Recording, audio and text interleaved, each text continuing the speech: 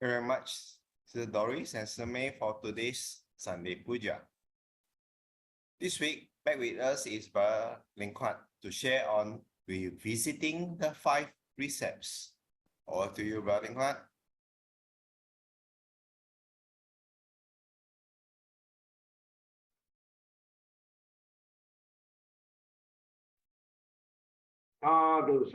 Sadhu. Good to be back with you all again, but I've chosen a very fundamental topic. I won't call it simple, I just call it fundamental. This is very fundamental because sometimes during the course of my meeting with friends, during the course of our conversation, and also during the course where, of course, I'm also teaching chanting 3 times a week. We have Tuesday, Thursdays, and Sundays.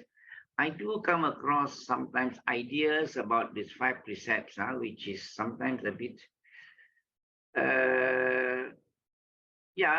views from other people. They are not actually Buddha's instructions.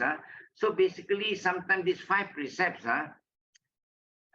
these actually Buddha introduced the 5 precepts to the lay people to promote moral and ethical living. And the basic law, of course. First, the Buddha wants to promote moral and ethical living. And then also, these 5 precepts is actually for self-development. The motives are for self-development. So we got to understand it gradually. These are for ethical living, moral living, and then we talk about self-development. And the Buddha also assured us that those people who uphold these precepts are confident in any gathering. Whenever we go and meet people, we go for parties, we go for gatherings, we are more confident because we have maintained our precepts. That means we are respectable. We have got good reputation, so it's easier. And that is on the surface today. Our benefit immediate is, of course, we become very respectable. And people will kind of respect us now, yeah. And then also, but for afterlife, the Buddha says it's also good that you will be reborn in heaven or as human beings again. So that is after birth, after death. Okay, so we are still assured of benefit after death.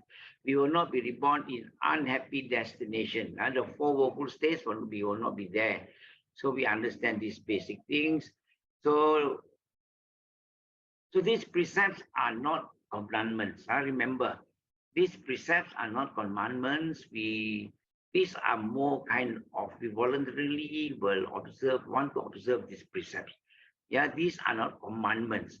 Okay, these precepts are not commandments, but we have agreed that we will take these precepts, and then upholding this precept is sometimes when we do this precept, sometimes in our ceremony, small ceremony, before we begin our puja, we begin everything, we will recite the 5 precepts individually.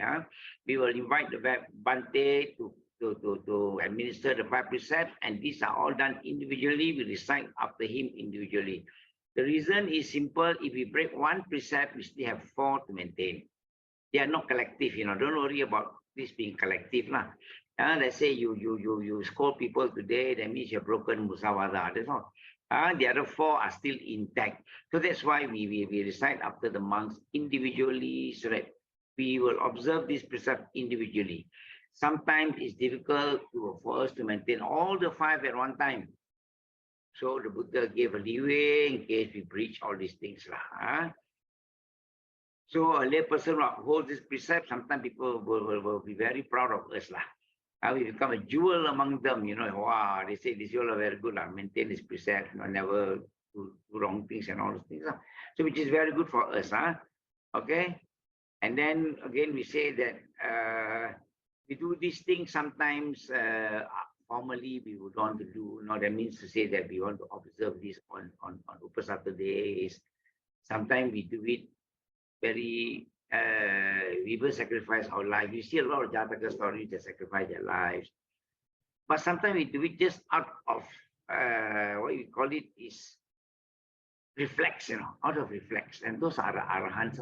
They do things out of reflex, not because it is wrong or it is right. It is just a reflex. So we have to cultivate ourselves that way lah. So basically that is about the 5 precepts. Now, like I've said, sometimes during my course of meeting people, my course of teaching them, chanting, this short discussion in between, we do get ideas about, people asking questions, okay. Among the very popular ones, they will say that, people will misconstrue this precept as commandments. And some who are aware that we don't believe in God, some people are aware we don't believe in gods or capital G-O-D. So they will ask us, if you don't believe this God and all that, so how do you maintain your kind of moral and ethical behavior? Right? Not because for them it's simple, they follow the word of God, the commandment of God. The God command them not to do this, not to do that, so they follow it. So it is very good. So but people like us, they say, hey, you people got no God, no nothing. So how do you maintain your moral and ethical living? Correct not? So these are the questions people ask, which is very true, isn't it? Since you don't believe in God, so what are we doing? So, but we will tell them that for us, any thought, speech or action that are rooted, for us, we will say that our thought, our speech, our action, which are rooted in greed, hatred, delusion, is something that will keep us away from Nibbana. So these things, we will know that these kind of things are not good.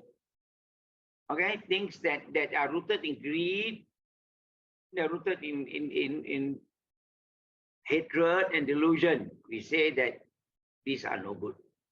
Things that are rooted in giving love, in giving, like dana, giving, love, and wisdom.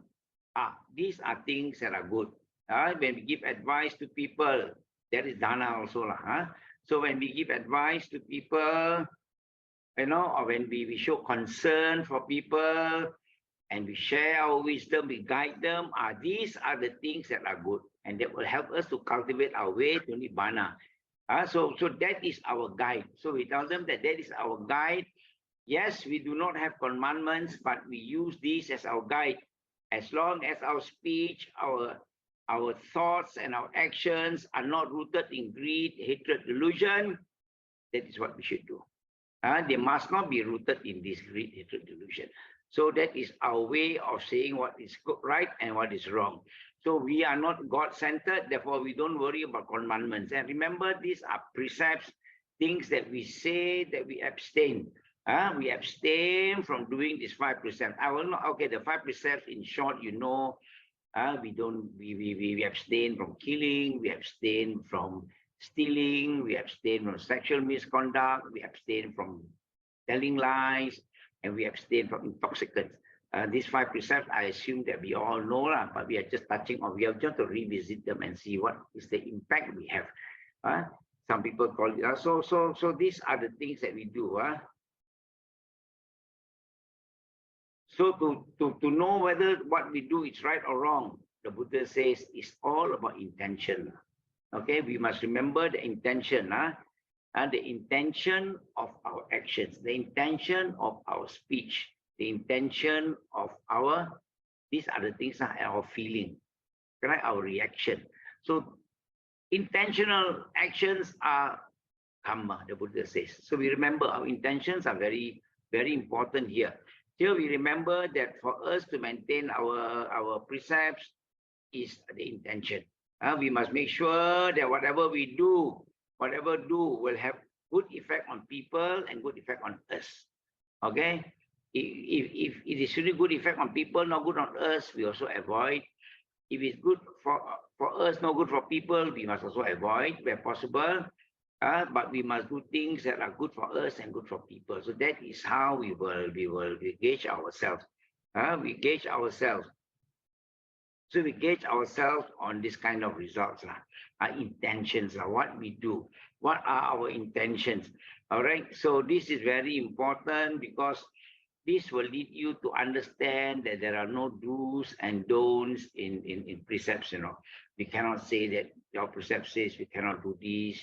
Our precept says we cannot do that. The precept says we cannot eat this. The precept says we cannot eat that. Because it's all about intention. If you are eating for food, I think it's okay. Correct? We don't say that we cannot eat this kind of animals, this animal, we don't eat this animal, we don't eat. I've heard of cases like that. People say we cannot eat this item, we cannot eat that item. So that's why it prompted me to share with you all these things, to know that it's all about intentions. So now among the popular questions that I told you, that people say that Buddhists don't believe in God. So what is this precept? Who give you this precept? But this is all about self-development. It's a guide from the Buddha about our self-development.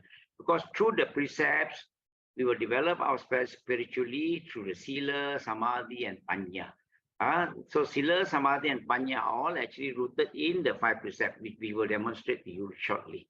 I will demonstrate that to you. Of course, sometimes people say the Panya is not there, mostly about Sila and Samadhi, or maybe Sila, but we'll try to revisit this slowly and see how does it lead us to Sila, Samadhi, Panya. We will do it gradually. We do it gradually. So now that answers the question. I know whether Buddhists have got code for morality and things like that. People will ask you, since you don't believe in God, so what do you do? So we say, we do that. The Buddha's guide to us is like that. And then now some people will also say that, we hear of cases now where people say that, so if you observe a precept, does it take away our freedom? What do you mean by taking away our freedom? So, because sometimes people think that when we become Buddhists, there are a lot of restraints and constraints. We cannot do this, we cannot do that, cannot do this, we cannot do that. So they will ask you, do precepts take away your freedom? So I personally don't feel that it has taken any freedom, because it's a gradual form of learning. If you learn it gradually, this restraint is not heavy. This restraint, you won't feel the restraint. So receiving precepts does not take away your freedom. It does not take away your freedom to doing things you love. Don't think that you observe 5 precepts, you cannot do this, cannot do that. So not true at all. Receiving precept actually protects you. It protects you from doing bad things that will cause you to be reborn in a 4 woeful state. That will cause you with a bad rebirth. Correct? So precept help you. Don't worry, it doesn't restrain you. It helps you. Although these are not commandments, like we say, these are not commandments of superior being, but these precepts help us to be reborn in a very happy state in our next life. Okay? This precept help us to refrain from evil deeds and thoughts, So this precept that we talk about, it helps us to refrain from evil deeds and thoughts. Okay, we try to connect this to the 8 precepts. I mean to the Eightfold Path, the 5 precepts to the Eightfold Path. So we will say that, the 5 precepts are part of the right speech. Okay, we say Musavada, right speech, and then we talk about Panatipata, don't kill, that is about your right actions, and then we talk about Adinna Dana, cheating, okay, not so much cheating, maybe more on intention. So, okay, we will revisit it slowly. So we talk about right speech, right action, and right livelihood. Correct? So these are the aspects from the Noble Eightfold Path. It is very clear there that we have to speak correctly, we must not kill, and then we must live carefully. So the core teaching of Buddhism is that. Okay. Now we can also touch on sati and samadhi actually, if we talk about Panatipata, Veramani, we talk about Adinna Dana, we talk about Musavada, we talk about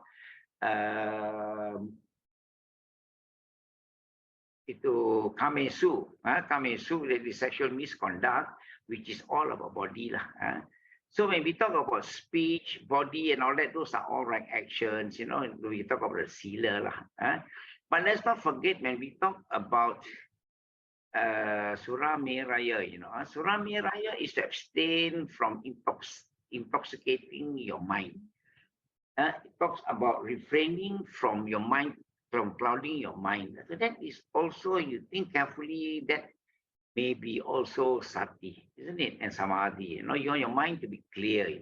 Mind to be clear is about sati and samadhi. When your mind is clear, you see things correctly. Correct?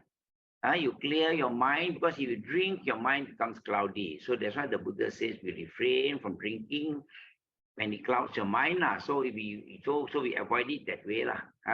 Not because the drink is poisonous, no, but because the drink will cloud your mind.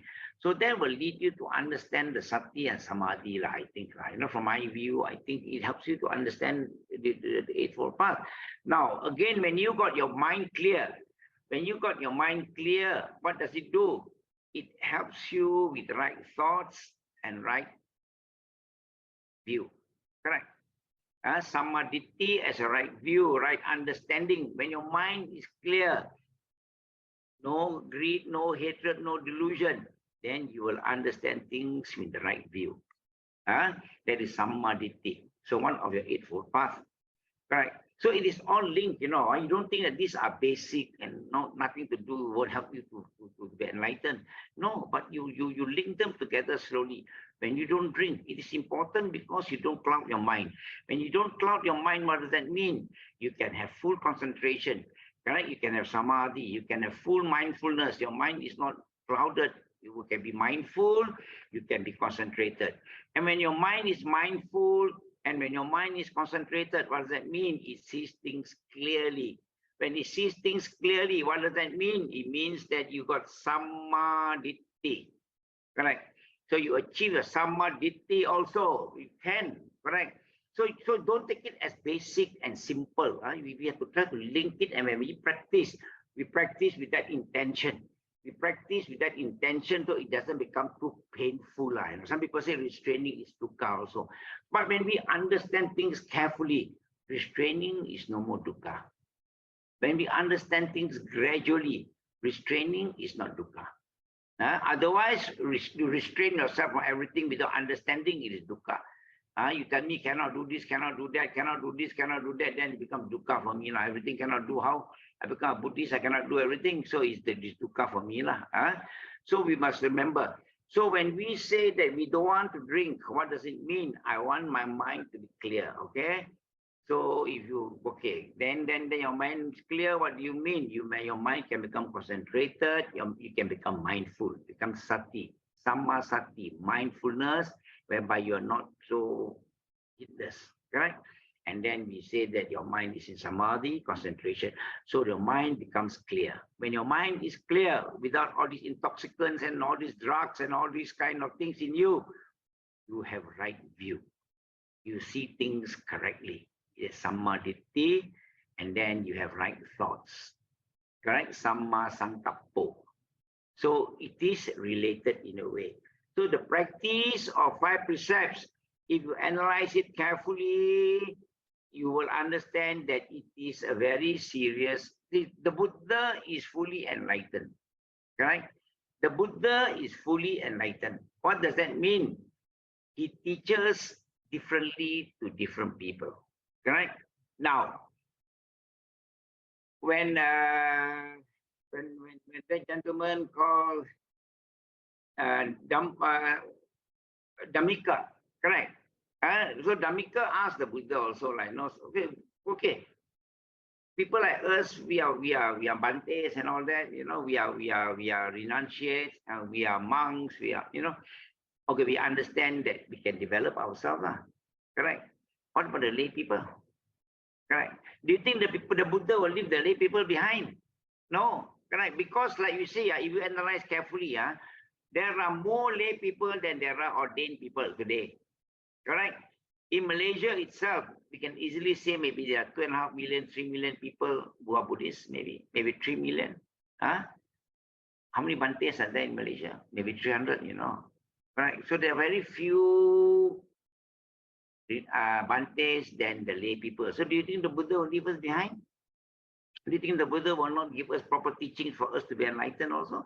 So the Buddha says the lay people observe the 5 precepts. The Buddha made it very simple, although it is very profound actually. But the Buddha made it very simple, not to frighten the lay people, not to frighten the lay people, or you cannot do this, you cannot do that, you cannot do this, you cannot do that. Then they also panic, they all don't become Buddhists, they don't become his followers. So the Buddha put it very simple for us, observe only the 5 precepts. Correct? no killing, no stealing, no sexual misconduct, and no false speech, no intoxicant. That's all the Buddha says. But then when we practice this slowly, it does not leave us behind. It doesn't mean that they can progress spiritually and we cannot. You analyze this carefully. When you observe this carefully, actually you are controlling your body. You see, we know that all our akusala actions, all our bad actions, remember, all our bad actions are through the body, speech, and mind. Correct? Correct. The Buddha has made it very clear, all our bad actions are through the body, speech, and mind. These 5 precepts are actually controlling, restraining your body, your speech, and your mind. Correct? You can analyze it carefully and see that this is also training you to restrain from bodily kind of sensual pleasures too much. Correct? To tell you to control your speech, your false speech too much. Correct? And to tell you to cultivate your mind. Correct? So Surah Miraya is cultivation of the mind. So these are all voluntary actions that we will adopt. And we will, if you can adopt this very well, you eventually also can reach that spiritual level. Okay? So that is kind of an introduction a bit lah. So now, so we know that these are not commandments. These are only things that we cultivate our mind now. Okay? So what else we can say is sometimes then people ask us, sometimes people are very careful. Sometimes people will ask us things like, we say, panatipata veramani sikhapadang samadhiyami, you cannot kill. Correct? Not you cannot kill. We abstain from killing. We abstain from killing. Sometimes people will say, there are cases that people say that they don't even want to kill a mosquito, they don't want even to kill a cockroach, they don't want to see. There was a case where they even say that you cannot become doctors because doctors kill bacteria, kill these germs and all that, So these are going to the extreme. Did the Buddha teach us that? No. You see, maybe during the time of the Buddha, this no killing is for whom? For those practitioners who do a lot of animal sacrifice. Correct. In the good old days, during the Brahmanic period, the Vedas teaches them how to do animal sacrifice, Okay? You know what is animal sacrifice, You see, so the Buddha is trying to say that you don't do animal sacrifice, we don't kill. This is trying to curb this kind of things also, You see, and then do more practical things. Even today, I think today also in Nepal, they still do this animal sacrifice, They will sacrifice thousands of animals, every year, to the deities, And sometimes they do it very, very, you see, the cow is very strong, so they think they cannot challenge the cow, hold the cow, and then put on the head. So they want to show that they are macho, they can do that, So what they do, sometimes they will put the cow in a cage for 1 month, without water and food, So the cow becomes very weak after 1 month. So that's the time when they think they can show that they are macho, they kill the cow alone, they can jump on the cow and then just, But because they torture the cow, So these are the things that the Buddha says don't do. That's why the Buddha says panatipata. So this panatipata, we don't worry too much about the smaller things. Of course, we don't worry. When I say we don't worry too much about these small insects, does not mean that I'm encouraging you from killing. I'm not encouraging you. So one thing we say that, you see, our main aim is actually our main aim. The Buddha left home. The Buddha left home to overcome, to find solution to overcome suffering. Correct? Correct? The Buddha's main aim of living his comfort, his home, his palace, is to find solution to overcome suffering. So when we talk about killing these things all, we are actually inflicting suffering onto all these animals and insects. So we are trying to say that these precepts sometimes are not easy to carry out, but because we understand that the Buddha's idea is to overcome suffering, that we Buddhists, we want to avoid causing suffering, correct? We want to avoid causing suffering, and then we know that killing, everybody's everything, every living being is afraid of death. So we are causing a lot of suffering to the animals. So that's why it becomes, people will practice that way. It is very respectable. If they, I'm not saying that the Buddha says that you cannot, all that. And killing has got a criteria to satisfy. I believe many of you all know the criteria, although maybe, okay, we will talk about it quickly. So now, probably when you decide to kill an insect, or something that spreads diseases, you have no choice, isn't it? If there's bird flu, then you have no choice. Maybe you have to remove some of the birds. But that does not mean you are right. You are doing a bigger good, agreed. But we must also agree that it is never wholly wholesome. Correct? It is wholesome that we are looking for the bigger good. Correct? We avoid spreading, maybe, okay, let's say bird flu is on. So to avoid this from affecting the humans too much and killing all the humans, maybe we have to curb or cull the birds. I'm not saying it is right, because if you base on the fact that the Buddha says that you cannot inflict suffering onto others, then it is not very wholesome. Correct? But if you look at the point for the bigger good, it is wholesome. So it is more wholesome than it is unwholesome. And that is, I think, what I will say. I'm not encouraging, but you have no choice. There comes a time when somebody with a dagger comes and try to kill you, try to rob you, and then some kung fu moves, and then you overcome him and you kill him. So what to do? So it is about the bigger good, about self-defense and things like that. So the Buddha have given us 5 criteria that constitute to killing. Killing means the Buddha says you must have motive. Correct? We didn't have motive when we killed the robber. The robber was trying to kill me. I just twisted his arm and then he poked himself. He died. Correct? So I didn't have that motive. I was only defending myself. Maybe the birds that you cull, also you can say that your motive is not because you hate birds, but because they are spreading diseases. You have to cull them. Fine. So yes, it's wrong and right. Wrong and right, but it's bigger right than the wrong. That's what we are trying to say. So also the Buddha says you must know, you must have the action to kill, you must have intention to kill, you must know the thing is alive, you must really take your knife or whatever weapon to kill, and the thing must be dead. So these are the conditions that the Buddha says to satisfy killing. So in many cases when we step on ants, we step on things that we didn't see, that does not constitute killing. In short, if you based on the 5 criteria, this doesn't constitute killing.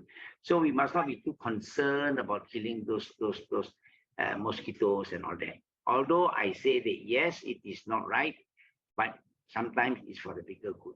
If the mosquito is spreading dengue around your area, you have to cull all the mosquitoes, you have to get rid of all the mosquitoes, you have no choice. Correct? For the bigger good. For the bigger good. So this is a very tricky question. Some of you may have a different opinion. Fine, go ahead. Everybody can have your own opinion or understanding. Like I've said, the 5 precepts are all voluntary. We practice and cultivate it ourselves. You cultivate it in such a way that you connect this to the Eightfold Path. You can become enlightened now. Why not? Correct? The Eightfold Path is the only way, the Buddha says. Correct? So that will kind of clear some doubts. Some people say they don't want to eat certain things, live fish in the aquarium, they don't eat. Okay, agreed, we agree. It is a very good practice, of course we don't, but of course we say we eat fish that are dead, that are already frozen. Yeah, fine, go ahead. These are the practices that you choose, but these are not the teachings of the Buddha, but these are also added in by a lot of very wise people, the commentaries maybe, or wise people add them in. Wise people add a lot of things in, Okay, so we'll come back to we'll come back. So we say that Buddhists are too concerned, with ants and bugs and all those things. So we say that yes, we are striving. Yes, we can tell them yes, it is true, because we are trying to develop compassion now. Compassion that is not discriminating. Correct, because metta, we learn metta. Metta is not discriminating. Remember, the long, the short, the big, the small, the seen and unseen, that swims, that floats, all those things, we must not kill. Yes, that is metta that we are trying to, we are trying to cultivate metta. Okay, so we are developing compassion, which is undiscriminating. So metta is compassion, which is undiscriminating. Compassion alone can be discriminating. Yes, when we have compassion, we choose to only help our friends. We choose to help only these people, only these people, only these people. So the Buddha added in metta. So metta and compassion, when they come together, then it is not discriminating. Then your compassion is not discriminating. Backed by metta, it is not discriminating, it's all embracing. So that is, we will say, yes, we agree. We agree that we see the world as a unified whole. That everything that lives in the world has a place in the world. So that is why we do that. So of course, these are all subject to a lot of criticisms of people. But yes, we can agree that it is because of compassion. Because our compassion that we are trying to cultivate is undiscriminating and is all embracing. Yes, we agree. Although don't forget that we also think of the bigger good. Don't want to discriminate. Then even the birds that bring the bird flu, you don't want to cull them also difficult. Correct or not? Then you become very, we become the cause of all this. So we must also help society. That is another way of actually developing your compassion. Compassion to society or compassion to the birds, which is the bigger good. So we have to choose that way. Don't forget, we always have a choice. Buddhism is all about choice and all about intentions. So we must have the intention and the choice. So we must choose it carefully. There is no do's and don'ts. Don't say, I cannot eat this, I cannot eat that. There's no such thing, it's all intention. Eating, there is no do's and don'ts for us. But we must not crave for that food. Yes, that is wrong. If you are craving too much for that food, it's wrong. Like and dislike is there for us. We are all putujanas, Putujanas means we are normal human. We have lots of things that we like and lots of things that we dislike. That's normal, but we must cultivate to overcome this. When you can cultivate to overcome your like and dislike, that is the eventuality that we want. Correct? That is the state of Arahant. You have no more like and dislike. Correct? That is the state. So when we eat something, we take it as body food. Food for the body. Keep this body healthy so that this body supports the mind to be healthy. So that with that intention, there is no do's and don'ts. There's no such thing as cannot eat. Okay? Coming back also to maybe what do we say now? Okay, let's continue that way. Let's say we talk about the killing as a precept. We are saying that we eat something not because we like it and we want to kill it. I chose the best chicken in the market. I kill the chicken I eat. Okay, no. That I think is all about craving, right? But we will restrain ourselves from killing. We say we abstain from killing. What does that mean? We will, like I said, there are 5 criteria to make you guilty of killing. You have explained to you that there is life, there is action, there's motive, there's intention, there is benefit. The thing is dead. You must have these things to qualify. Okay, but you go to the restaurant, maybe you order some food and then they offer you, take it as food, then it's fine. Because you make sure that our hands do not kill. Our hands don't get involved with that killing. After that, that is not all, we avoid that killing, but make sure that our thoughts are also not about killing. Our thoughts also must refrain from that idea of wanting to kill. Correct? And that kind of thoughts and that cultivation actually will build up your compassion. Right? It builds up your compassion. That's what we're talking about. Buddhism is all about compassion. Love and compassion, metta and compassion. That is Buddhism. So what we do is when we don't have these thoughts, we don't harbor the thoughts of killing, we are developing our compassion. Right? And what happens also when you don't kill, you're restraining your anger. Don't forget. Right?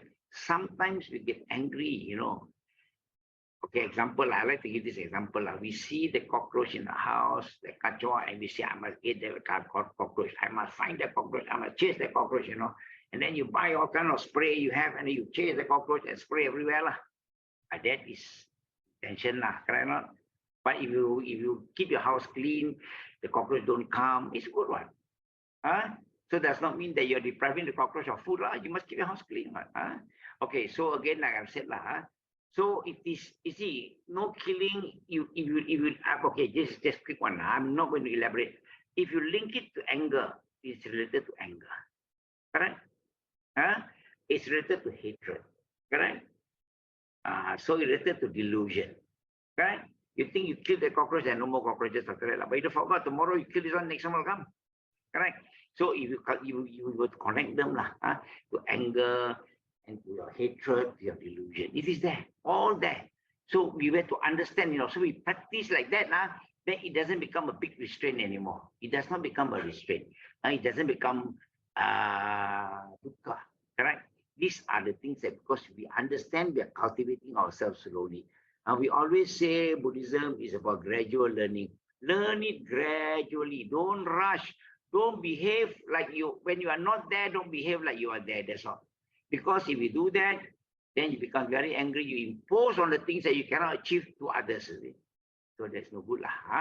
So again, stealing also same thing. Also, the Buddha also says there are conditions, that the 5 conditions must be there again. That you want to possess that thing that's not yours. You know it belongs to others. Your hand has taken it, and then you have benefited from it, So these are the conditions that the Buddha said that constitute stealing. Sometimes people say, if I find money on the street, how? I find $10 on the street, can I take it or not? All right. So I always tell them, if you feel uncomfortable, go to the nearest temple or nearest charitable home and put it in, take that money and put it in a donation. So that is if you feel comfortable that way. Okay, so again, these things when you say that you don't want to steal, your hand didn't take, your mind must be free from that kind of greed also. Correct? Your mind must be free from that greed of wanting to own something which is not yours. Correct? Your mind must be free from that greed. So it is again greed. So greed, which you don't get, it develops to hatred, and they become deluded. You think that you want to steal. Correct? So you are practicing, greed, hatred, delusion again. So these are the 3 poisons that the Buddha wants us to overcome. It's about greed, hatred, delusion. So again, when people like us, if you start stealing, you start giving bribes also. So be careful. One thing leads to another. So better to avoid this so that your life becomes very wholesome. So sometimes you have to explain to people in this kind of way, so people understand why we have got this kind of precepts.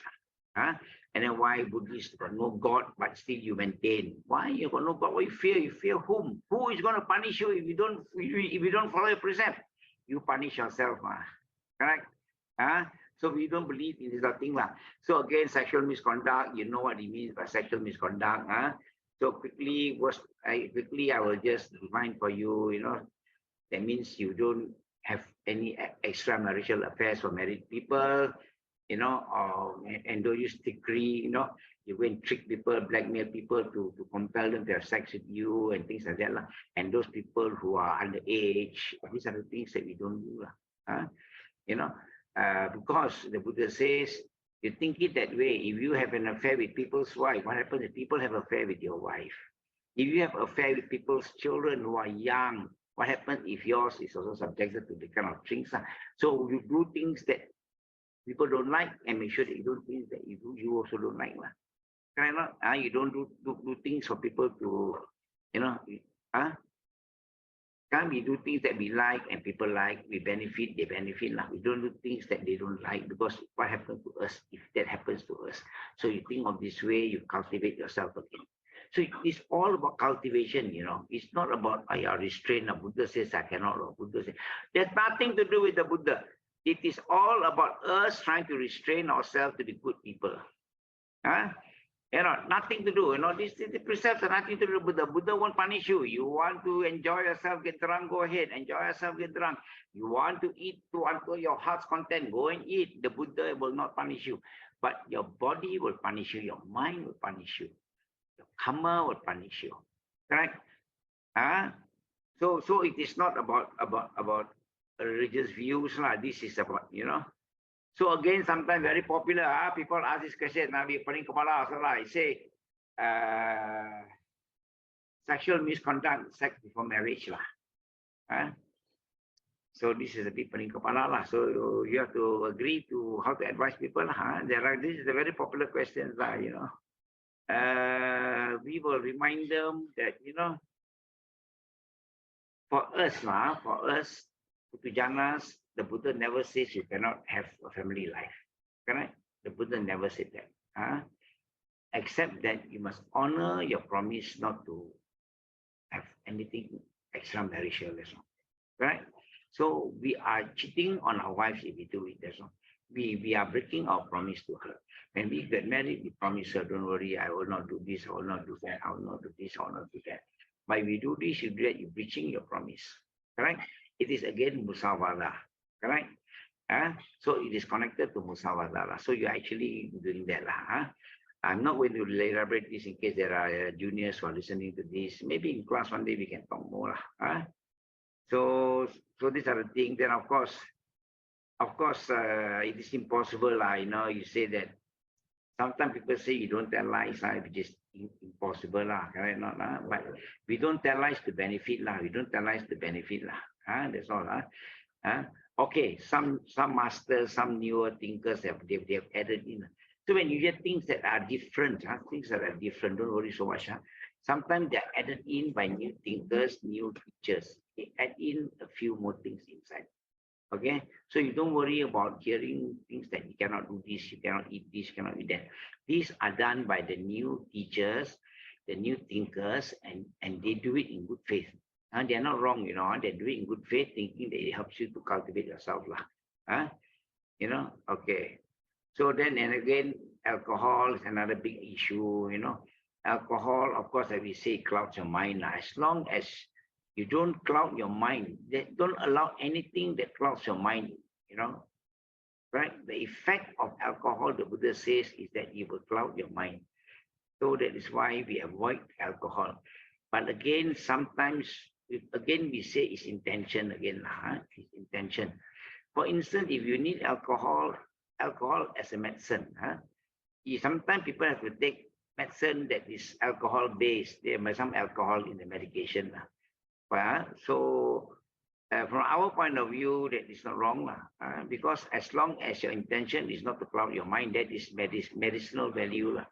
So as long as you take it for medicinal value, it is okay. You take a medicine that is alcohol-based, you have to take. Again, sometimes the problem is social drinking. Of course, social drinking, again, like you say, if it is to please people, if it doesn't cloud your mind, it's difficult because, the Buddha says, don't let these things cloud your mind. So if it's a social drinking, you go to a wedding ceremony where you have to yam sing with a bit of wine. I do not know. I personally feel that it does not, that if you can take that without clouding your mind, personally, I don't see it as very wrong. Okay? Although the Buddha says don't take things that will cloud your mind. But if that thing is more to conform to traditions, it is more to conform to tradition, then I think it should be okay. Of course, they're subject to a lot of hoo-ha out there, maybe people who don't agree with these views. But what I'm saying, if it doesn't cloud your mind, it is perfectly okay if it is conformed to traditions. If it is, as an example, if you go to Sarawak or so, and this is all part of the tradition and culture, drink 𝙿𝙖𝙢𝙢𝙖, and they all must have some drinks. You go to a Chinese wedding, it is a tradition to have the drink. But I'm not propagating, I'm not encouraging you all to drink, please. I'm not doing that, but I'm giving you all views that we don't want to be so, like we say, you lose your freedom for just to receive the 4 or 5 precepts, you have to lose your freedom. we are saying that you don't lose your freedom. You do it wisely, you don't lose your freedom. It doesn't cause much restraint that leads you to suffering. I heard that restraint also is suffering. Yes, so this kind of restraint with understanding is not suffering. When you understand and you restrain it with understanding, it is not suffering. It is a very nice form of cultivation. You will see the meaning of that cultivation. You can see you transform yourself, and that is not suffering. That restraint with understanding is not suffering. That restraint with understanding, you will see the transformation in you. You will see the benefit coming to you. You will like it, you will enjoy it. So you must practice these 5 precepts to a point whereby it does not become too painful for you until it becomes dukkha. The 5 precepts is a guide for we Buddhists to remain good Buddhists, to do wholesome activities, so that we become respectable people today. And when we die tomorrow, we are assured of a good place for free birth. So that is our purpose. If we can understand this, I don't think it is going to be a big restraint for you. It is not a restraint. So this we have to remember now that we are practicing this as a form of Buddhist morality. In Buddhism, morality is very important. Of course, people will say, this is all negative. Every time I don't do this, I cannot do that. I don't do this, I abstain this, I abstain that, I abstain this, I abstain that. Why so negative? Why you cannot be more positive? Correct not? See, sometimes when we talk about, people talk about dukkha, people say Buddhism is so pessimistic. So you tell them 5%, I cannot do this, I cannot do that, I cannot do this, I cannot do that. You're also pessimistic. But actually, they're not at all. Tell them that we first start to recognize the wrong things. When we recognize the wrong things, we do the right things now. Correct not? When we say start with the right things, then you don't know what's wrong, you continue with the wrong. No point. So we tell you this is wrong. Then you cultivate to be good. We tell you don't tell lies. You go for meeting, don't tell lies. Now you're honest, you go for meeting, you tell the truth. So it becomes very positive actually. It's not negative, it becomes very positive. Correct not? You recognize the bad behavior is no good. So you stop the bad behavior, you cultivate good behavior. So it is not that negative. That's why even the Buddha says in stanza 183, remember, the Dhammapada verse, Sabba pasa karanang kusalasa upasampada sacitta pariyoda panang etang buddhana sasanam. Just avoid evil first, then you do good. Correct not? You must avoid evil. When you avoid evil, means you're doing good. Then you cultivate your mind. Correct? And that is the teachings of all the Buddhas. So we must start now refraining from telling lies, from doing things that is not necessary. So, okay, again, in summary, we'll tell you that if you abstain from killing, it is actually you are cultivating your kindness and compassion. Correct? So, of course, related to human rights, we say this is a right to life. Correct? You're giving people a right to live. Correct? When you abstain from killing, so it is kindness and compassion, it leads you the right to life. When you abstain from theft, it is about generosity and renunciation. We are not greedy, so it is generous. Generosity, as it's a right to property. Not everybody starts stealing. So we say again that abstain from sexual misconduct is contentment and respect for faithfulness. Don't forget, correct? So it is your right to fidelity in marriage. Remember?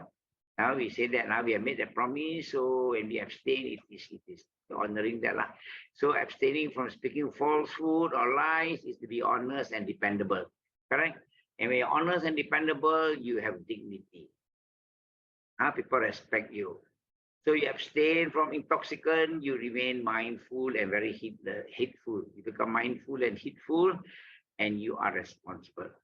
Correct? And then you will become very safe and secure. Correct. If you drink, you drive, you're not safe and secure.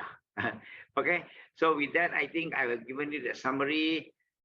So remember, we say killing, stealing, and sexual misconduct as the body. So musawara, speech, and drinking is the mind. So it's about cultivating our body, speech, and mind. It's about refraining from causing unwholesome activities through our body, speech, and mind. So it is not simple. It is not dukkha to practice that. If you understand that it helps you in your cultivation, it will help you in your cultivation. It does not impose a great kind of difficulty for you leading to dukkha. It is very simple and enjoyable to practice. Okay, that is your 5% that I can quickly cover for you for today. Thank you very much for your time again. Sadhu, sadhu, sadhu. Thank you very much, Bro Leng Huat, for today's sharing. Now we have spent some wholesome time about doing the puja and listening to Bro Leng Huat's Dhamma sharing. With that, we have accrued abundance of merits, and now let's dedicate those merits to all beings, whether they are seen, unseen, big, small, weak, strong.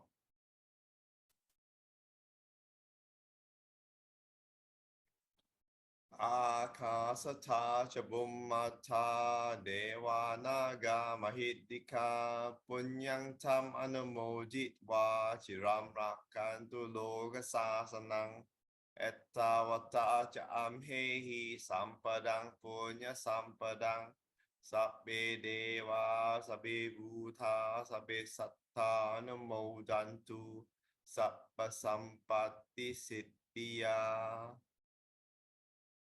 Idang me nyati nang hotu sukita hontu nyatayo. Idang me nyati nang hotu sukita hontu nyatayo. Idang me nyati nang hotu sukita hontu nyatayo. And aspirations.